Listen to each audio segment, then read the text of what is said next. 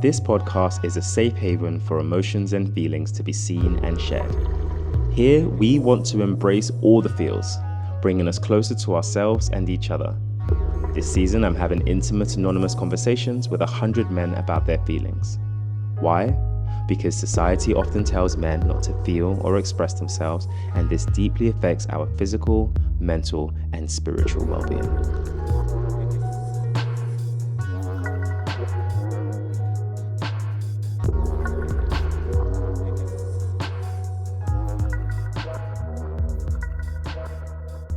Who do you think has most influenced the view of yourself?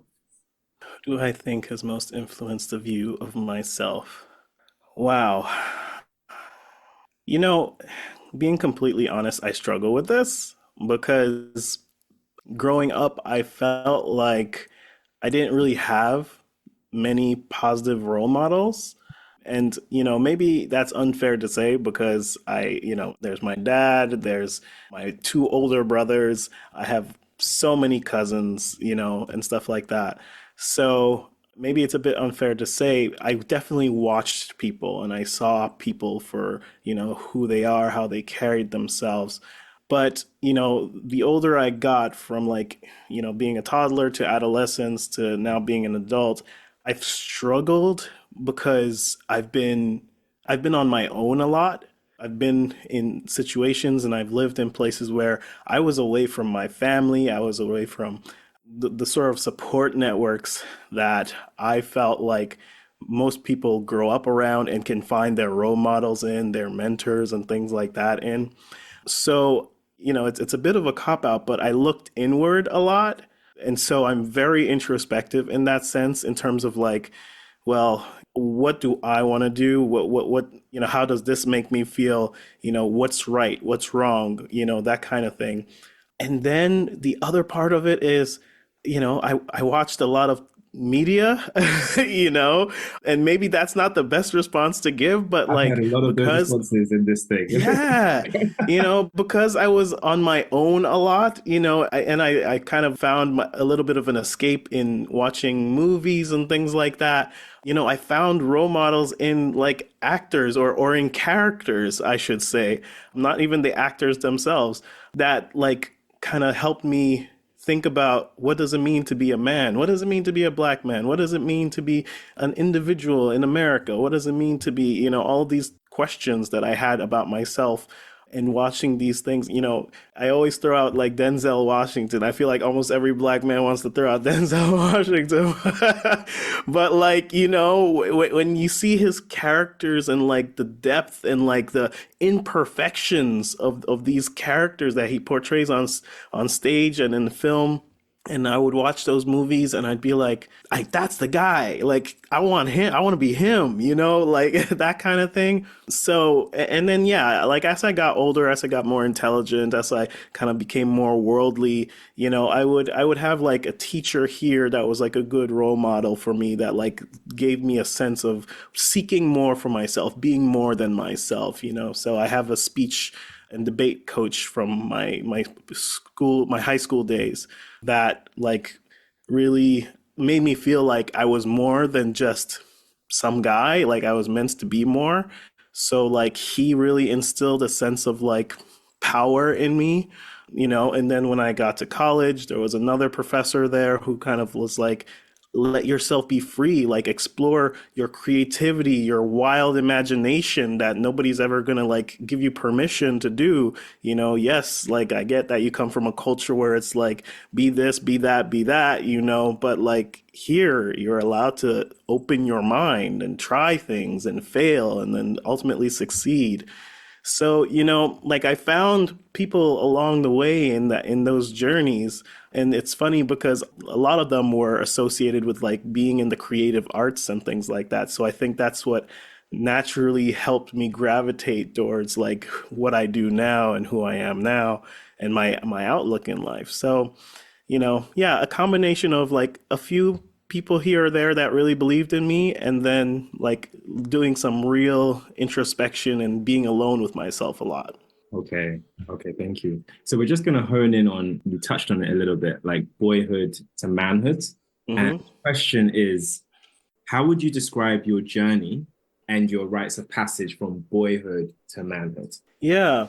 Whenever I reflect back on my upbringing, like most, I think a lot of people also share a similar upbringing in terms of like not really being allowed to be who you want to be, or even not really being allowed to be a child, I would say, or be a boy, just the expectations were so high, the pressure to succeed was so much, that like childhood kind of went out the window very quickly.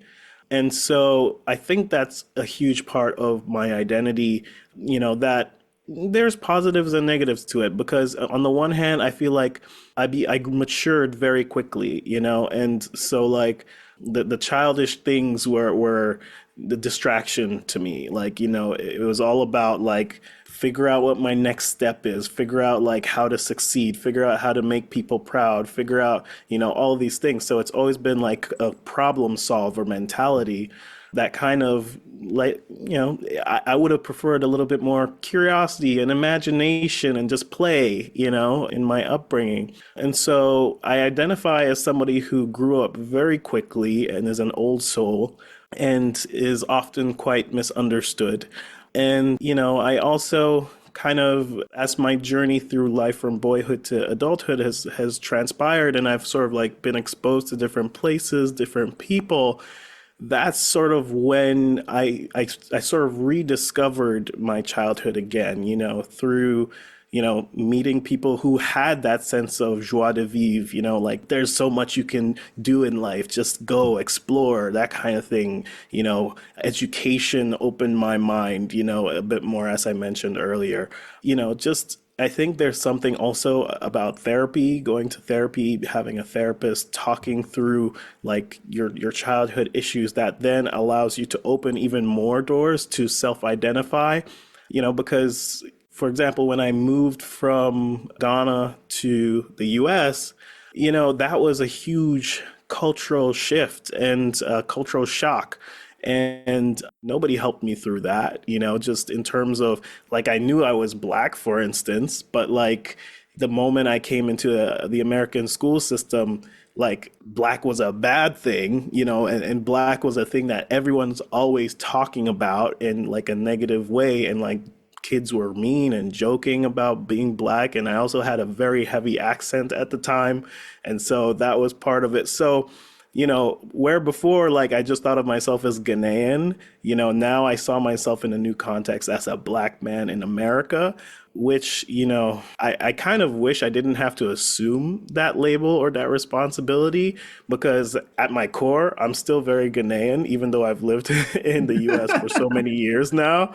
Like, it's funny because people are always saying, man, you've lived here like more than half your life at this point. You're so American. I'm like, mm-mm, like, don't associate me with these people. Like, I'm not trying to be, these racist people or like, I'm not trying to have my view of life colored by the color of my skin. So I don't want to add that part to my identity, but I will say, like it's something that now I move in certain ways because I'm street smart now. Like I've incorporated that into my character to kind of know who to talk to, where to go, those kinds of things. And so you could say that, by shifting my environment from Ghana, where it's like predominantly majority black or darker skinned people, to being in a sort of melting pot of a country, that it influenced my personality, my identity, my character in terms of just having to have a different level of self-awareness about where I find myself in space and time. Wow. I just thought of a question as you were saying that, like in terms of the characters we might have to adopt and put on as we journey on our manhood. Oh Like you said about yeah. street smart, I remember like, is this how you do it? Like, just like, Yeah, yeah. Yeah, it's wild. And so the term, yeah, you probably know it, is code switching, right? yeah. So it's like, you saw me when I was in Ghana, it's like I move a different way, I talk a little bit differently, like I'm a little more free or Yeah. whatever. And then when I come back here, I'm like, all right, no, this is how I move now because like the way I move, the way I talk, all people are going to make assumptions and they're going to take those assumptions and not just like use it to determine how they treat me, but now it's going to be a blanket statement for like every other black person that they encounter, especially if like I'm the first black person that they've encountered. So it's like, the way it's even when I just moved to this new house, this new community, this new neighborhood, it's predominantly white. I'm just gonna say that. And so, you know how people are about, oh, a black person just moved in next door, like how's it gonna be? Are they gonna be those loud, rowdy people having cookouts in the backyard every weekend? Or are they gonna be the kind of neighbor that just like come over and offer you stuff or introduce themselves, be very polite? Yeah. So it's like you need to know how people perceive you, and you have to also be very intentional about how you display yourself and how you put yourself out there. That sounds like a lot of work. Oh yeah, I mean it is when you it's new, but like now I'm at least a decade or more in, and so it's so ingrained in my body, And the thing is, we shouldn't have to do all of that, but you know, and that's how, like, I don't want to compare people's experiences and people's existence, but like, yeah, we have it so much harder because we have to pay attention to 20 things where someone might have to pay attention to only five, right? I mean, just now I just had a pedicure and I did tip heavily, and I was like, why did I tip so? And I think it was because of that. There aren't many black. I haven't seen any other black men here, You so know? So for every other black I person was that helping comes them. through, I was that's helping. right. They're like, oh, that's gonna be a good customer. That let them come in. Like I got nothing but good feels about that. But then you might have also messed it up because if they come in and they're like, nah, I'm not tipping. Then you created a problem. So Oh man. Okay. Final question on growing up. Growing up, what did you learn about relationships from your parents? oof. Oh, woo. Yeah, I've Good story. struggled with this one for so many years. So, and you know what? The thing is, I'm going to start at the end and then go back, which is, I have a good relationship with my parents now, even though that wasn't always the case.